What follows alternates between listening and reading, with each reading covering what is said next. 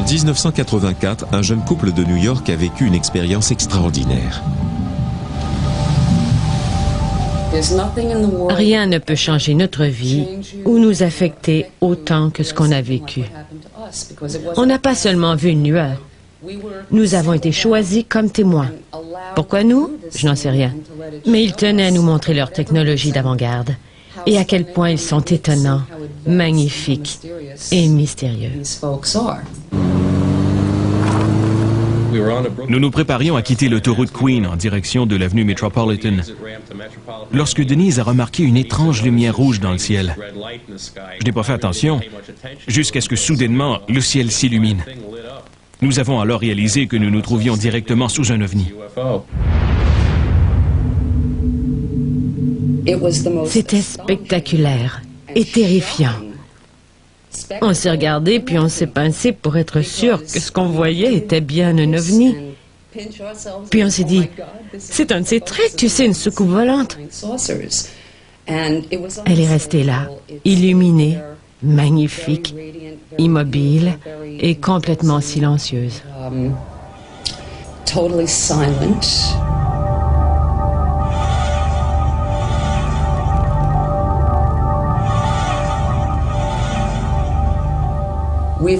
On n'a pas encore compris le sens de cette rencontre.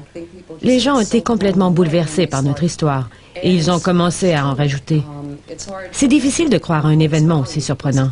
Je suis certaine qu'ils ont une raison de vouloir communiquer avec les humains.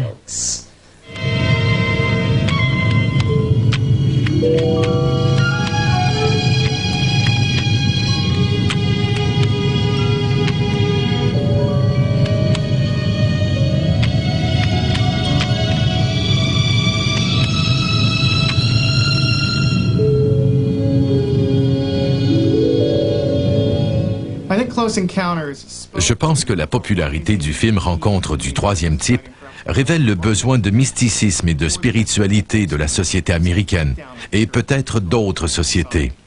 Nous avons assisté au déclin des religions et de leur rôle dans la société.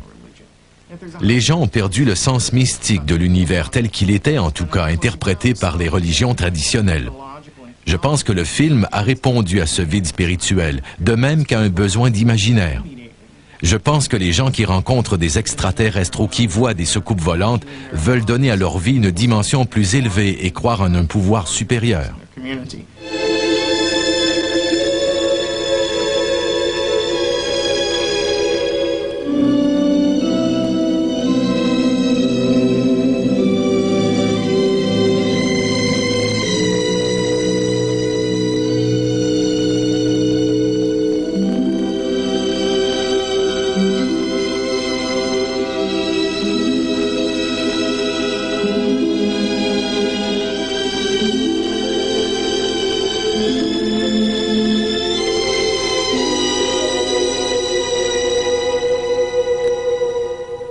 Selon moi, cette quête de spiritualité est à la source de nombreuses expériences et de mythes entourant les extraterrestres, principalement depuis les années 70.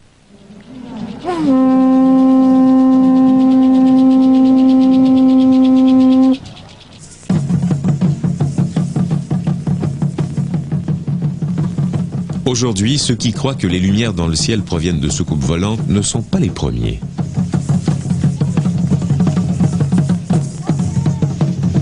Au cœur de Mexico, les descendants des Aztèques parlent d'une prophétie ancienne qui plaît aux ovnilogues. Le Mexique est un pays magique, mythique et légendaire. C'est probablement pour ça que les gens sont ouverts et réceptifs aux phénomènes que nous ne comprenons pas encore.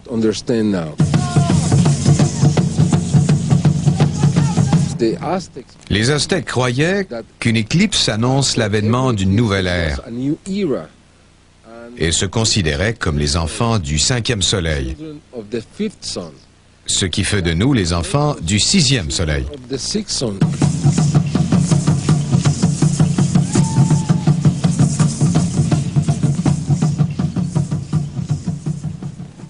Les descendants aztèques et mayas du Mexique croient que leurs ancêtres ont reçu la visite d'extraterrestres.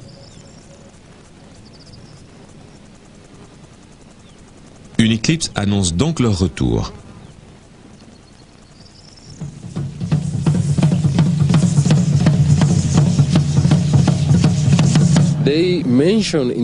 La prophétie, disent-ils, annonce que dans l'ère du sixième soleil, tout ce qui a été enterré ou caché sera découvert.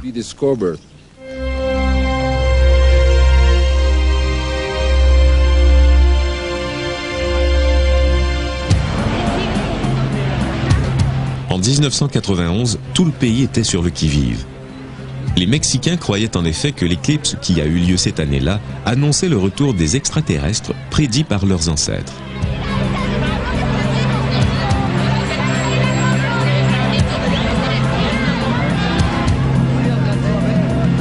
Dans les semaines suivantes, les Mexicains ont rapporté un nombre record d'apparitions d'ovnis.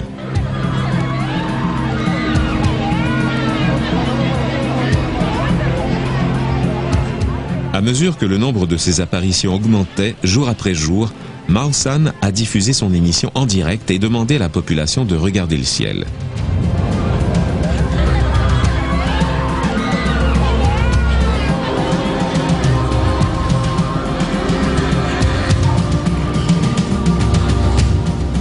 Il a par la suite reçu des milliers d'enregistrements vidéo.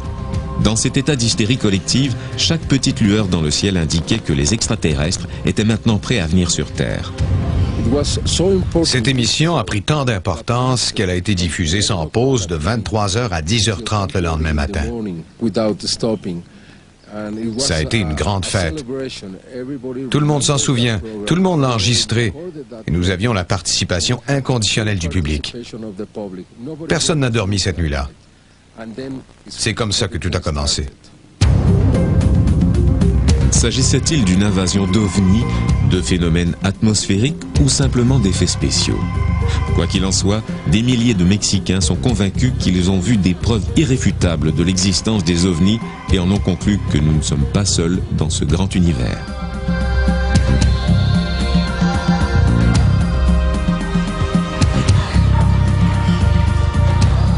En ce début de nouveau millénaire, l'existence d'objets volants non identifiés est devenue une obsession mondiale. Dans tous les pays, des gens regardent le ciel dans l'attente d'une réponse à la question qu'ils se posent tous. Y a-t-il d'autres formes de vie quelque part ?